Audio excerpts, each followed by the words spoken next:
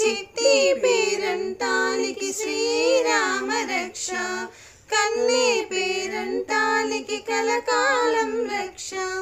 గోరింట పూచింది కొమ్మ లేకుండా, మురిపాల అరచేత మొగ్గ తొడిగింది. మామిడి చిగురెరుపు మంకెన పువ్వెరుపు, మనులన్నింటిలోన మాణిక్యం ఎరుపు. మామిడి చిగురెరుపు మంకెన పువ్వెరుపు, మనులన్నింటిలోన. వేణుగోపాల స్వామి పరబ్రహ్మణ్యై నమః.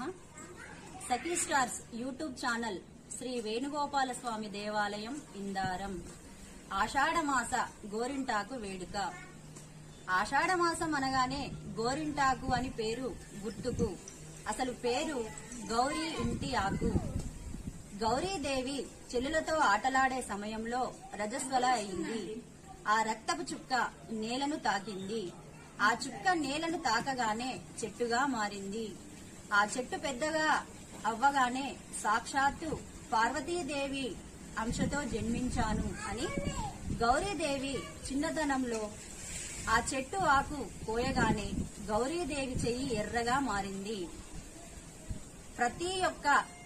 ప్రతి వేడుకలో గోరింటాకును మనం వేడుకగా జరుపుకుంటాము.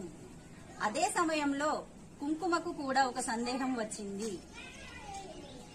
నాకు వలనే బొట్టు దిద్దుకుంటారేమో అని సందేహం వచ్చింది.